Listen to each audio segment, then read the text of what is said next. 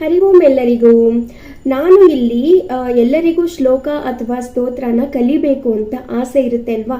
ಆಸಕ್ತಿ ಇರೋರು ಪಾಪ ಅದನ್ನ ಉಚ್ಚಾರಣೆ ಮಾಡಲಿಕ್ಕೆ ಬರೋದಿಲ್ಲ ಅಂತ ಏನು ಮಾಡ್ತಾರೆ, ಇಲ್ಲ ಕೇಳಿಸ್ಕೊಳ್ತಾರೆ, ಇಲ್ಲ ಅಂತಂತಂದ್ರೆ ಮನಸ್ಸಲ್ಲೇ ಅವರಿಗೆ ಹೇಗೆ ಬರುತ್ತೋ ಹಾಗೆ ಹೇಳ್ಕೊಂಡು ಸುಮ್ಮನಾಗಿ ಹೋಗ್ತಾರೆ.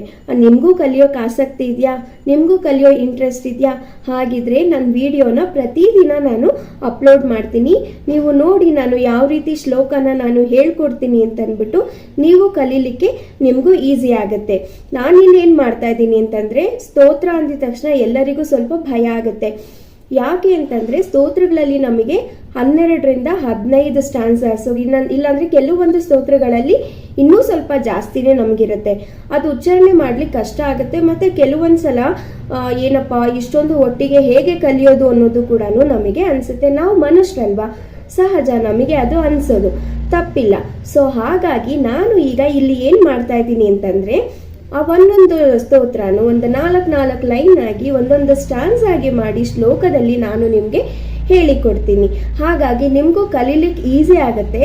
ಮತ್ತೆ ಆ ಒಂದು ದೊಡ್ಡ ಸ್ತೋತ್ರನು ಆರಾಮಾಗಿ ನೀವು ಪಠಿಸ್ಬೋದು.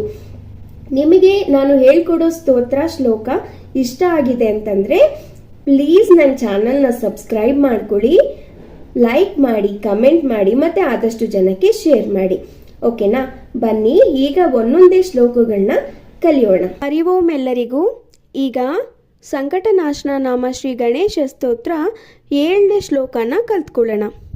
ಜಪೇತ್ ಗಣಪತಿ ಸ್ತೋತ್ರಂ ಷಡ್ಭಿರ್ಮಾಸಹಿ ಫಲಂ ಲಭೇತ್ ಸಂವತ್ಸರೇಣ ಸಿದ್ಧಿಂಚ ಲಭತೆ ನಾತ್ರ ಸಂಶಯಃ. ಮತ್ತೊಮ್ಮೆ ಹೇಳೋಣ. ಜಪೇತ್ ಗಣಪತಿ ಸ್ತೋತ್ರಂ ಷಡ್ಭಿರ್ಮಾಸಹಿ ಫಲಂ ಲಭೇತ್ ಸಂವತ್ಸರೇಣ ಸಿದ್ಧಿಂಚ ಲಭತೆ ನಾತ್ರ ಸಂಶಯಃ. ನನಗೆ ಒಬ್ಬರು ಕಮೆಂಟ್ ಹಾಕಿದ್ರು, ನೀವು ಶ್ಲೋಕನ 2 ಸಲ ಹೇಳಿಕೊಡಿ ಅಂತ.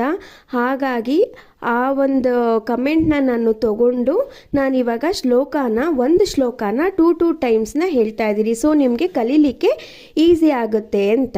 ಓಕೆನಾ? ನಾನು ಅಪ್ಲೋಡ್ ಮಾಡ್ತಾ ಹೋಗ್ತೀನಿ, ನೀವು ಕಲೀಲಿಕ್ಕೆ ಈಸಿ ಆಗುತ್ತೆ. ಮತ್ತೆ ನೆಕ್ಸ್ಟ್ ಸ್ಟ್ಯಾನ್ಸಾ ಒಂದಿಗೆ ನೆಕ್ಸ್ಟ್ ವಿಡಿಯೋದಲ್ಲಿ ನಾನು ಬರ್ತೀನಿ.